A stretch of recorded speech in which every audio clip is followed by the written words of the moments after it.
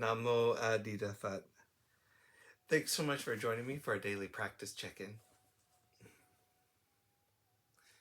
Listen, listen, listen. This wonderful sound calls us back to our true home.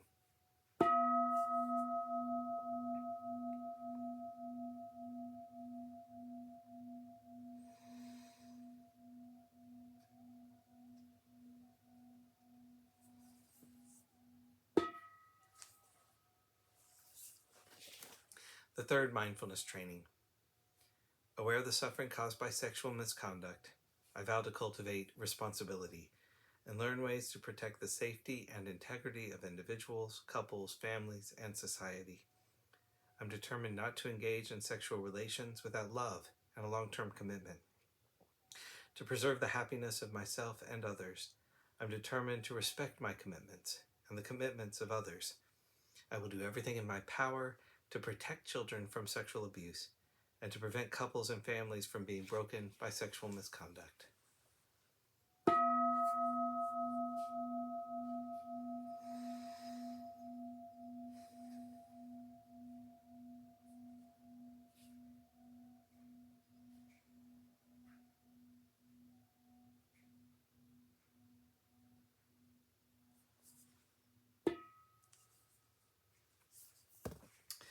For our Dharma lessons, we've been reading Abundant, Exalted, Immeasurable by Ajahn Pasanno, and we're continuing in Chapter 6, The Five Hindrances.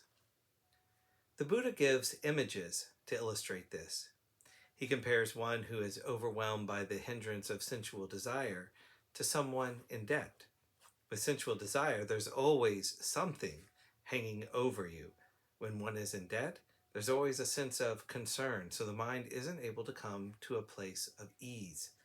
But when one has paid off one's debts, there's a sense of happiness, well-being, and joy that arises quite naturally. I think anyone who has finally paid off a mortgage thinks, wow, that feels good. There's a sense of well-being and happiness that arises when sensual desire is abandoned and let go of. Ill will is compared to somebody who is sick and has a fever. Food doesn't agree with him or her. Nothing tastes good.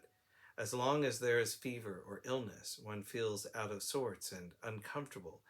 But when the sickness goes away, food tastes good and the world looks better again. A sense of happiness and well-being arises. The relinquishing and abandoning of ill will and aversion feels good. Sloth and torpor, the dullness and drowsiness that overtake the mind, the Buddha compares to somebody who is in prison. When someone is put in prison, he or she doesn't have access to family or resources. There's a great sense of loss and suffering. But if the person is released from prison, property is restored and connections with family reestablished, then he or she would feel extremely happy. There would be a sense of ease and well-being. Similarly, a sense of ease and well-being comes to one who is able to relinquish and abandon sloth and torpor. The Buddha compares restlessness and worry to slavery. Slaves aren't able to go where they want to or do what they want. They're not their own masters. If they were granted the freedom to go where they want and do what they want, they would feel happiness and well-being. It's the same way with the relinquishing of restlessness and worry. There's a tremendous sense of well-being if we realize that having been a slave to restlessness, agitation, and worry, we are no longer worrying about something. And in particular, we're not worrying about what the next thing to worry about is. To be able to put all that down and say, there's just this body and this mind. There's this peace and awareness. That's a different world. Skeptical doubt, the Buddha compares to somebody who has property and possessions and who must travel through a desert or wilderness fraught with danger and robbers. If that person makes a safe passage through that desert or wilderness and gets to the destination with all property intact, he or she would experience joy and well-being. In the same way, when we are trapped in doubt, everything is fraught with danger, difficulty, and uncertainty. We are always wondering what is going to happen. If we relinquish that doubt, a sense of safety, refuge, and certainty arises.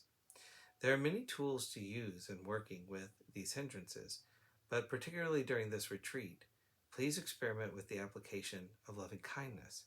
See how it's able to work as a means for undermining the hindrances. A sense of wholesomeness is intrinsic to loving kindness. These are very beautiful states of mind. We can direct attention to loving kindness and have confidence that this is a wholesome state of mind.